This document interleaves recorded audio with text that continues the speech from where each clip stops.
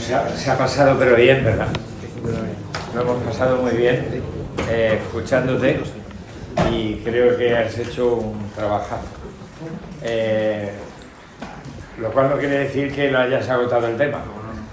Seguramente aquí entre nosotros hay quien puede perfilar, añadir, cuestionar y sería el momento de hacer el diálogo entre nosotros. Cada uno tiene su filosofía, utilicémosla como árbitro, como muy bien nos ha indicado nuestro ponente, Domingo. Y bien, abrimos el turno de aquellas personas que queráis participar, ilustrar y enriquecer, si cabe. Cabe. Bueno.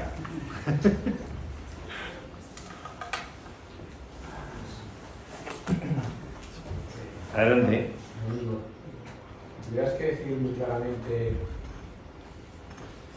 qué significa ¿La IA es buena o mala para la Iglesia? Para la Iglesia, has dicho.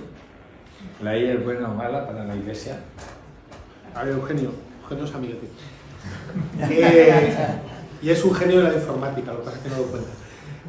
La IA es buena, como todo progreso tecnológico, bien utilizada es buena, pero quise poner ese subrayado antropológico porque es bueno lo que es bueno para el ser humano, para todo el hombre y todos los hombres.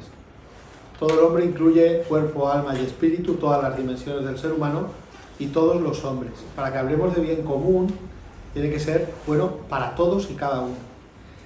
Y claro, este interrogante que hemos puesto al modo en que se generan y alimentan las inteligencias artificiales, yo creo que la pregunta no es solo si es buena o mala, sino si podemos hacer que sea mejor. El progreso tecnológico nunca es neutro, indiferente. Siempre es bueno o malo para el hombre y para todos los hombres. Si no, hay que hacer la pregunta. Esa es mi opinión.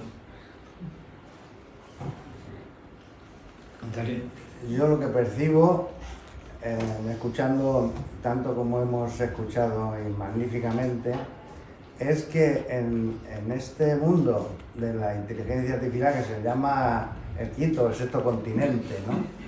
Bueno, lo que observo es una casi absoluta opacidad en todos los sentidos.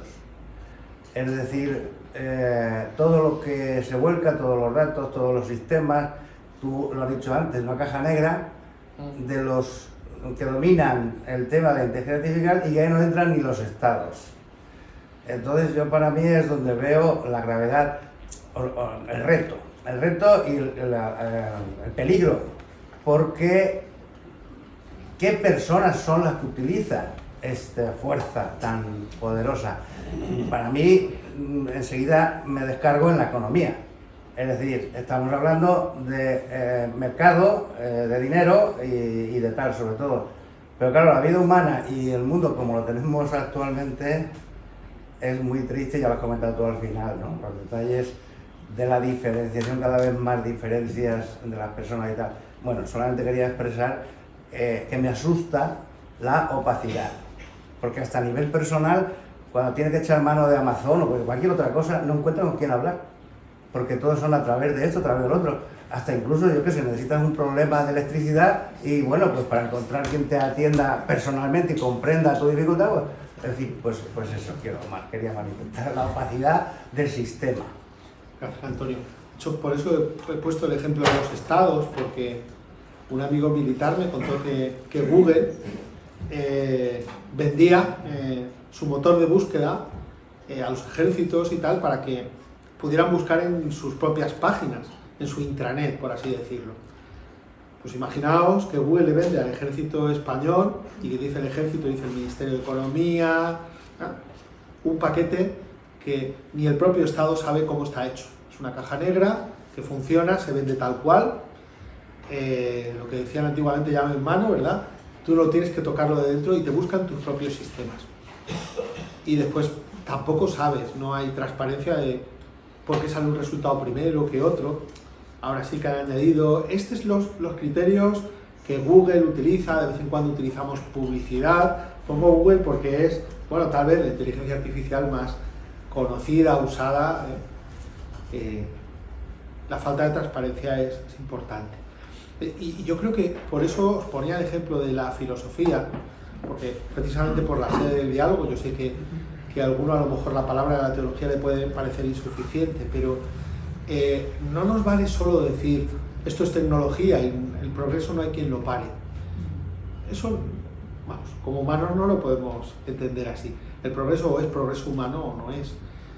Me resultó, por ejemplo, curioso para preparar esta charla una conferencia, un diálogo que tenía Antonio Dieguez, este filósofo de la ciencia, con un chico un informático, y cada vez que el filósofo le decía, bueno, pues tiene que ser progreso humano, el otro se le enfadaba, oiga, se está usted oponiendo al progreso, y no me estoy oponiendo, pero creo que tiene que ser un progreso para todos, transparente, ético. Y ahí creo que no deberíamos ceder ni a las corporaciones, ni a los estados, porque si no, perdemos una de las características del ser humano, que es la libertad y la autodeterminación, capacidad de elegir quién soy. Sí, quería apuntar una cosa. Sí. Sobre la cuestión del cine que has estado hablando. Bueno, me gusta mucho la cuestión de cinematografía. No sé si habrás visto la película Her, ¿te suena? Her, sí. Es la relación que tiene una tiempo. persona con una máquina, que una inteligencia artificial, que en este caso es una máquina, y subraya la meteórica adaptación que ha hecho la sociedad contemporánea a las nuevas tecnologías, ¿no? Y por ende al nuevo modo de relacionarse con el otro. Entonces, claro, la cuestión de la soledad es un tema importante en el diálogo, quiero decir, porque hay mucha gente que está sola, y entonces se comunica con esa inteligencia de alguna forma para liberar su soledad. Esta película es interesante porque toma todas esas cuestiones relacionadas con el amor y con la inteligencia artificial. Es una película muy curiosa, la recomiendo. Sí, a mí me gustó mucho, la vi, además el actor, Joaquín Phoenix, me gusta mucho. Claro, pero ahí se ve que la relacionalidad lo que implica es que el otro sea diferente, porque esta inteligencia artificial lo que es complaciente, le dice a él todo lo que quiere oír en todo momento, y eso no nos enriquece como seres humanos. El tener a alguien que nos dé la razón siempre, que sepa lo que queremos, no hay un enfrente.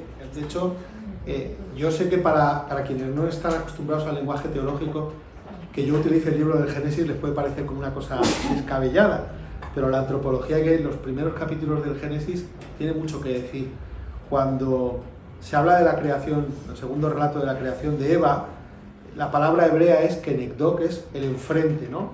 Alguien que está enfrente de él, un partner de diálogo, que no es igual que él, alguien con quien puede dialogar. No se trata de alguien que sea un espejo, ¿de acuerdo? Sino de una persona diferente. La relacionalidad humana nunca se ejerce, digamos, ante un espejo, y una inteligencia artificial puede jugar a ser otra persona. A mí esa película, y hay alguna otra, me dio un poco la idea de que, lo que dice usted, que estamos solos, y que algunos avances del progreso tecnológico parece que nos estén ayudando a la soledad.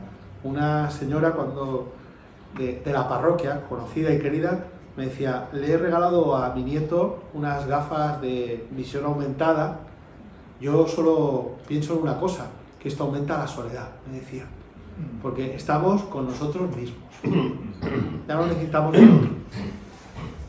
Yo de pequeño me quedaba en casa con el ordenador y yo era el raro de mi clase, ¿no?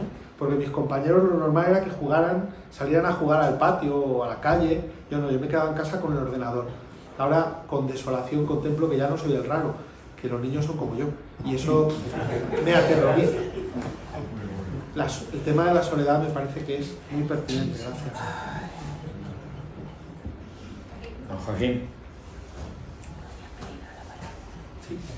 Hombre, yo por lo que has expuesto, interesante cómo, digamos, el hombre ha ido inventando cosas. Parece que esto es la última herramienta que hemos inventado, el martillo, la rueda, el control del fuego. A medida que el invento es más grande, se consiguen grandes adelantos, pero también se pone en peligro mayores miedos, ¿no? Todo eso. ¿habría algún invento, ya nos meto en el terreno de la teología o de la antropología, no sé, algo que hiciera que los inventos que se sigan haciendo, las nuevas herramientas que se encuentran, sirvieran sobre todo para hacer el bien y no para fastidiar las cosas, ¿no? El fuego fue un gran invento, díselo a los valencianos, ahora hablo del fuego, ¿no? Y quien dice, pues todo el martillo sirve para aumentar la fuerza del brazo y también para aplastar la cabeza a uno. Con este invento que está ahora naciendo, no sé lo que hará la inteligencia artificial dentro de 5 o 6 años, ya no sé, algo que, no sé, algo mucho más fundamental, es decir, que el ser humano trabajara para el bien y que los adelantos sirvieran para hacer el bien, la concordia, el progreso común a todos, yo qué sé. Dinos algo sobre eso. Sí, bueno, insistir a mí me gusta mucho el criterio que daba Pablo VI Sí. en Populorum Progressio, Sí. que sea el bien de todo el hombre, todas las dimensiones, digamos, social, cultural, biológica, todo lo que es el ser humano y todos los hombres. Es decir, en el momento en que el bien común ya no es común, que hay alguien que no se está beneficiando o que está siendo, como quien dice, víctima o es el peldaño al que yo me subo para hacer algo, pues ya no es bien para todos. Y creo, eso sí, lo que dices tú, ¿existe un invento que pueda controlar eso? No, tendremos que estar siempre vigilantes. De hecho, la filosofía del siglo XX se volvió, la segunda mitad, después de Auschwitz, se volvió bastante escéptica en que la tecnología pudiera salvar al ser humano. Tenemos que tener siempre la vigilancia para que nuestra propia capacidad de crear no nos destruya, porque se vuelva en contra de nosotros. Pero esto no significa que de repente los robots nos vayan a conquistar, no parece que ese sea el camino, sino que otros seres humanos se aprovechen de la tecnología para explotar a otros seres humanos, que eso ya está pasando, eso no es futuro, es presente. Perdón. En el fondo han levantado la mano. Lo había levantado antes. Ya, es que la han levantado antes al fondo, luego usted, y usted, y usted. Bueno, pues tenemos 3 intervenciones por allí y una cuarta. Buenas tardes, muchas gracias por la exposición. Me gustaría hacer dos preguntas, si puede ser. ¿Le importaría levantar un poquito más la voz? Sí, una sería sobre el diálogo. Ha dicho usted que el diálogo será entre 2 personas, pero que usted descartaría que la inteligencia artificial pueda ser una de los intervenientes en un diálogo. Ahora mismo con la inteligencia artificial y con el transhumanismo y con la ciencia se están cambiando las categorías. Ya se está hablando de personas no humanas.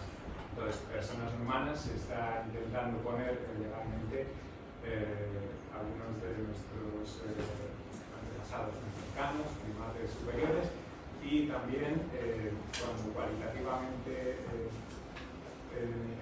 la ciencia determine que ha logrado una inteligencia fuerte, que tenga capacidad de agencia o libre albedrío en las términos de la biología, en ese momento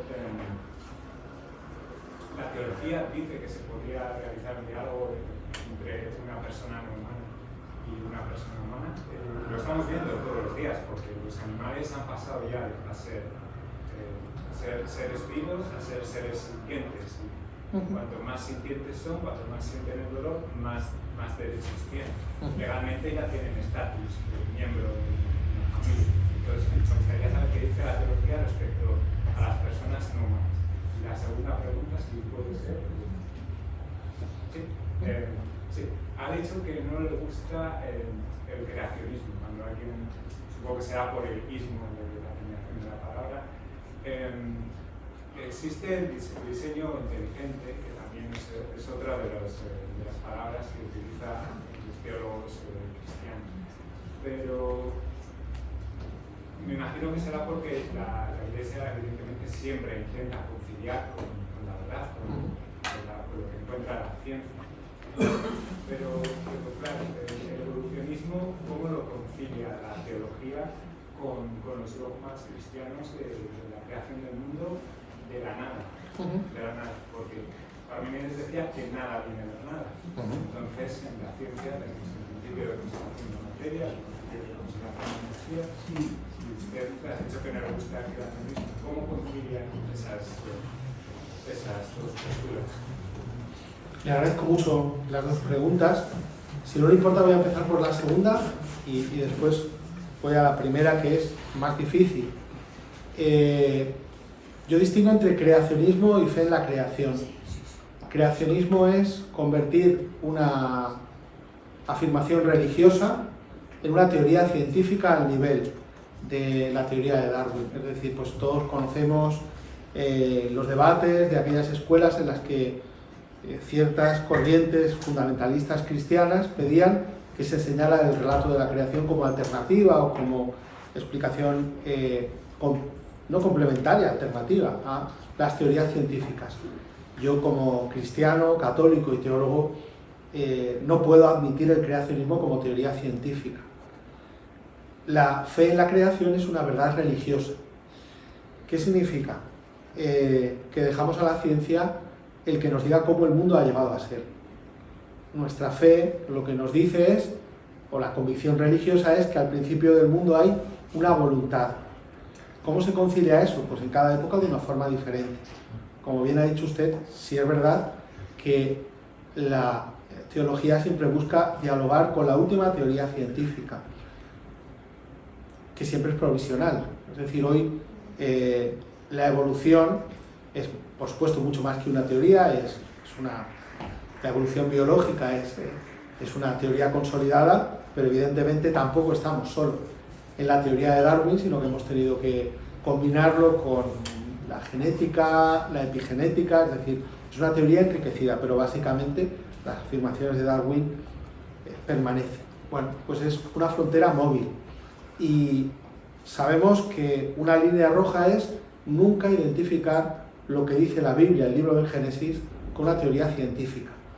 De hecho, esto es, vamos a decir así, moderno, ¿no? Es decir, los primeros teólogos cristianos dialogaban con la ciencia de su tiempo, que era una ciencia sin duda no empírica, una ciencia que tenía presupuestos ideológicos, Aristóteles, presupuestos de tipo... Bueno, creo que es un diálogo siempre fecundo. Es decir, se trata de verdades que están a distinto nivel.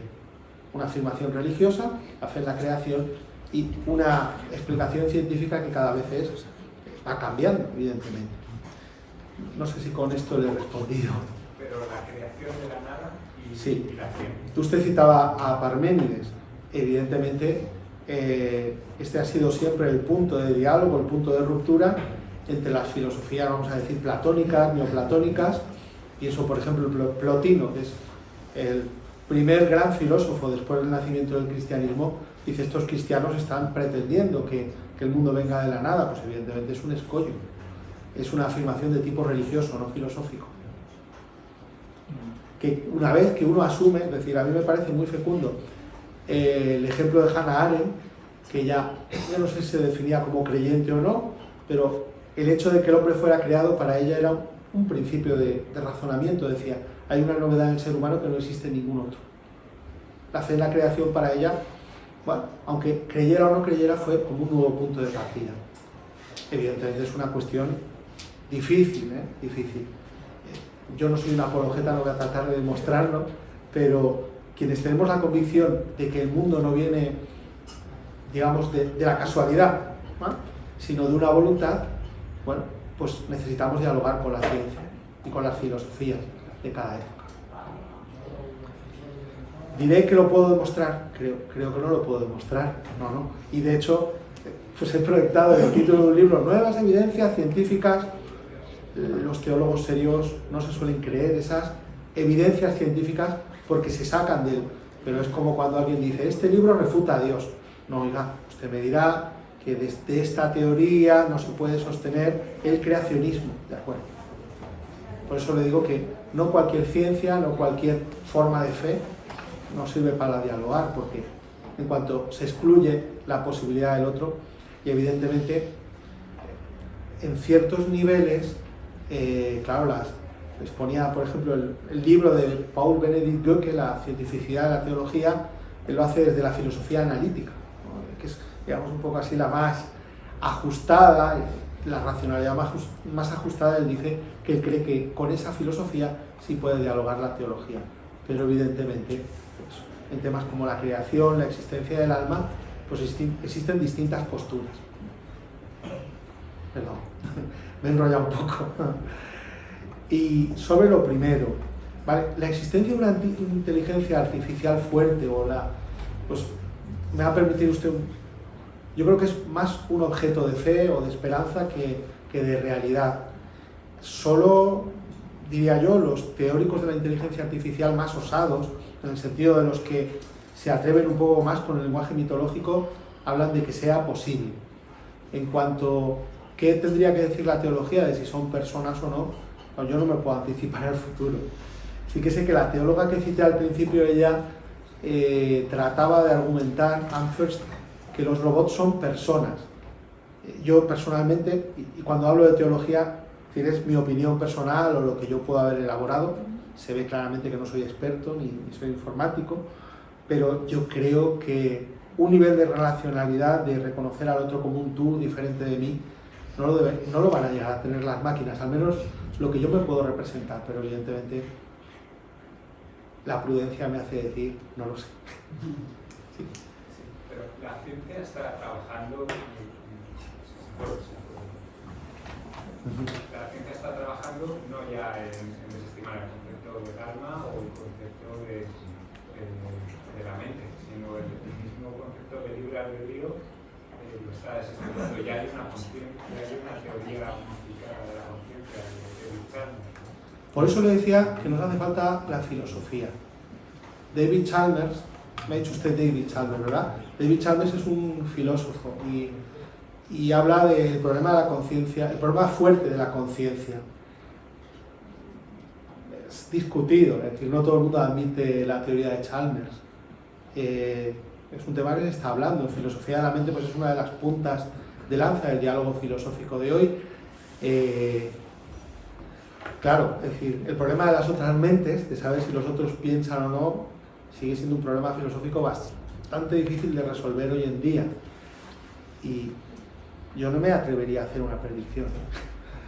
Tal y como hoy no soy capaz de definir qué significa conciencia, ni ningún filósofo de la ciencia sensato se atreve a poner una definición irrefutable, yo no me atrevería.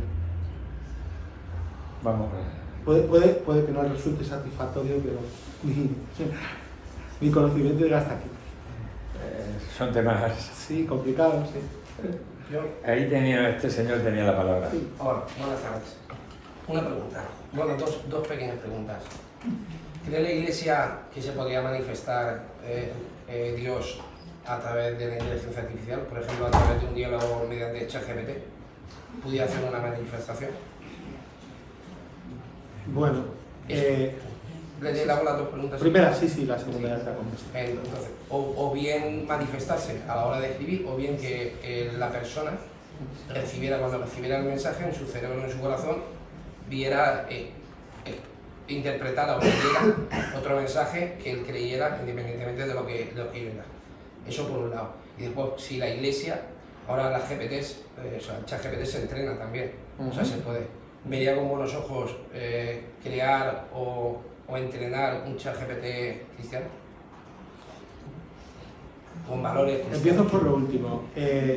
Bueno, y evidentemente uno de los problemas es alimentar la IA y con qué. Querríamos una IA que fuera más justa, más igualitaria, que no tuviera sesgos, y evidentemente a mí me gustaría, voy a hacer un chascarrillo para que se entienda, ¿no? A mí me gustaría que cuando le pido a la IA que me haga una representación religiosa no me ponga estampitas sepia de personas arrodilladas del siglo XIX inglés, ¿no? Es decir, que tuviera, digamos, una representación más actual de lo que yo entiendo que es la religión. Sí, yo creo que claro que tendría que alimentarse con una autopresentación más coherente con lo que vemos los cristianos de nosotros mismos, en cuanto a si Dios se puede manifestar por medio de una IA. Lo que yo sé y lo que entiendo como teólogo cristiano es que Dios habla sobre toda la subjetividad humana, de persona a persona. Entonces, si yo no termino de ver que una inteligencia creada por el ser humano sea personal al mismo nivel en que lo soy, me resulta difícil entender eso que dice usted. Yo no lo vería como una revelación. Y ya de por sí, cuando una persona me dice que Dios le habla a él, yo soy bastante escéptico. Eso se sorprenderían de ver que como los teólogos con estas cosas somos, ¿no? Santa Teresa, por ejemplo, decía, hermana, que el Señor me está hablando. ¿Cómo amas, hermana? Deje los ayunos, ¿no?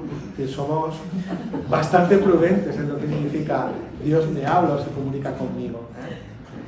Cosa que ya digo que a más de uno le sorprenderá, pues se imaginan que Dios nos está hablando todo el tiempo. No me refiero a hablar, a las señales, como la vivencia que nos pasa, Yo lo veo que nos acercan a... Yo creo que siempre habla a través de una libertad humana. Si es que existe, ¿no? Porque aquí el compañero decía que el libre albedrío está discutido. Yo creo que sí, pero no puedo demostrarlo. Sí, vamos a escuchar a este señor. Voy a plantear una reflexión. A Dios no lo vemos, lo podemos resentir, Él nos pide confianza y fe.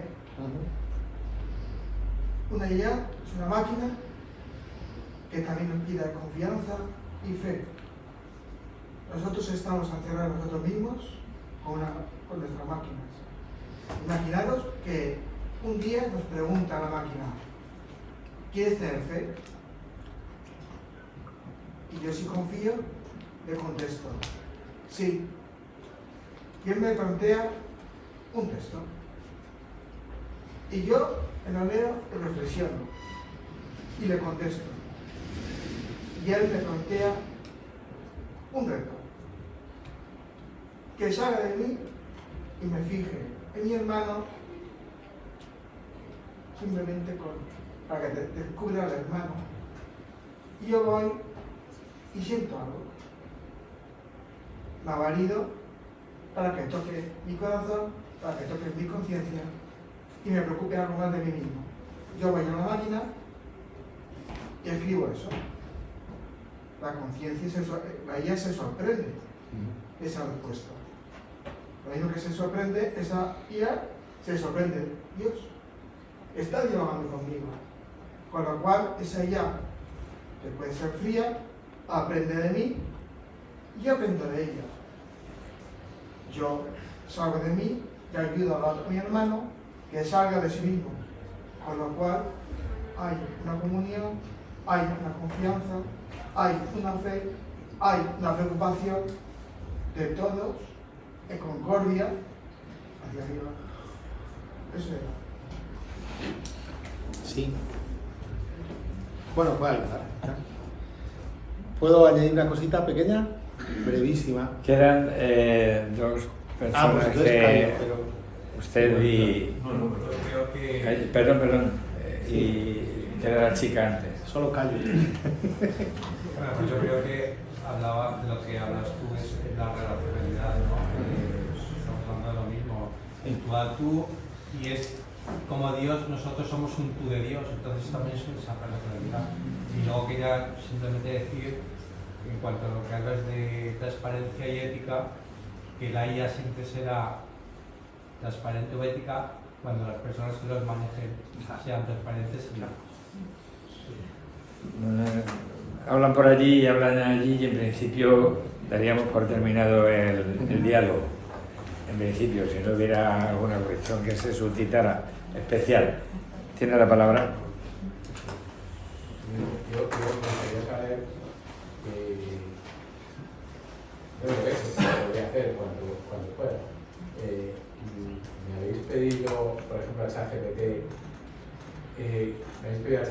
que haga, por ejemplo, pues una homilía sobre, sí, claro. Una homilía sobre el Evangelio, sobre... O sea, yo soy informático, ¿sabes? Que yo no... Sí.